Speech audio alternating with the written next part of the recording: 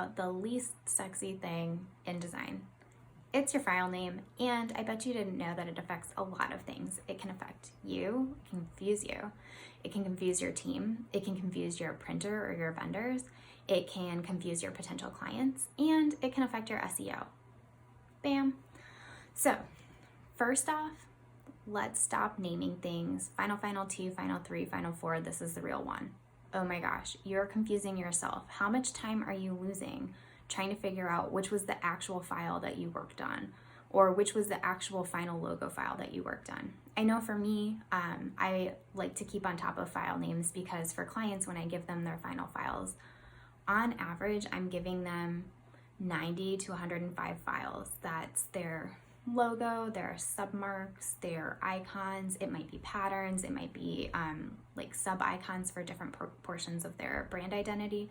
So your design files can get super messy, and I get that when you're in and you're designing and it's just easy to save a copy, or it's easy to download something and use whatever file name from Canva it ended up, which is never correct. So just make your life easy and start with a file naming convention. For me, when I am naming files, I like to use the business name, the project name with a dash in between, and then I like to do V1, like version 1, V2, V3, V4, so I know whichever the largest number is the most current one that I'm working on.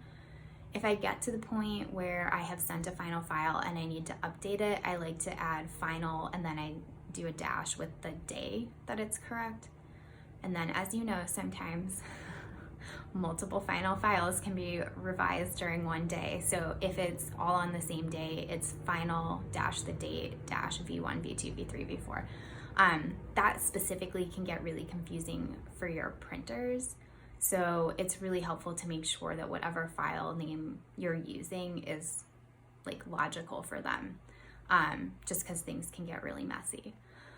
Another thing that can really confuse your team is the same issue, like final 2, 3 logo, whatever. It can confuse them even between different logos. Like if you're bringing on a new team member that hasn't been working with you before, and you have an old logo in Canva, say, and a new logo in Canva, or you have an old logo in a file and a new logo in a file, they might not know which one's correct. So something that can also help with that is cleaning out your files regularly, but also making sure that you have everything named appropriately. So maybe you've done a logo revision. You can say, this is the revised logo for 2020, and move forward from there if that is helpful in any way. Again, it just is helpful to clean out those files as well. Even if you don't have a team, try thinking forward to the fact that you might be bringing on a contractor, or you might want to grow a team at some point in time. Like, just do yourself the favor now and take the extra, 30 seconds to name your file correctly. I swear it'll help you in the long run.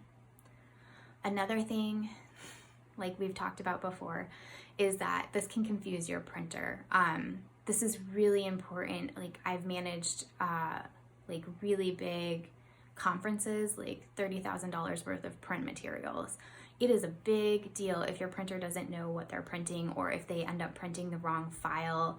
Also, just as a random aside, if you're printing something, especially if it's in large quantities, or if it's expensive for you as the business owner to be investing, heck, like no matter what, please always get a printing proof. Like, just again, do yourself the favor, because then even if you have messed up file names, or they've messed up file names, at least you can catch that before you print 1,500 copies of them or something like that. So your file names matter for your printer because it's going to help keep things on track. Like, and that's any vendor that you're using. Like, maybe you're making stickers, maybe you're doing gifts for your clients, something like that.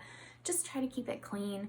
And it's always helpful to have, your business name in there so that they know who is associated with it. And if it's a logo, or if it's, a design, like a different design, like an icon or something like that, that's really helpful for your printers. And then in a similar vein, your file naming conventions can really be confusing your potential clients. I can't tell you how many freebies I've lost because they were named like A613Z when I download it from the internet, and I don't remember what that is. I do remember that I had tried to download an SEO guide, so if you have the SEO guide, like, just name your freebie what it is, and also put your business name in there, because it's really helpful for your client, like potential clients, to then find you again. I find that specifically an issue with freebies, but it can be any material. Like if you have a course and your course material, again, is just like some random number or like Final 2, Final 3. I don't know what that is. I can't find my course material or the workbook again. Or maybe I think that I didn't download it, but I actually did. Just, make things easier for your potential clients to get to you. That's always, your best bet. And then lastly, your SEO can be affected by your file names. So just think like the internet is like pulling all the information from your website. So if you don't have alt text on your images, it's going to pull the file name. So your file name can actually affect your SEO. So it's good to keep, just make sure that your business name, any keywords are in there.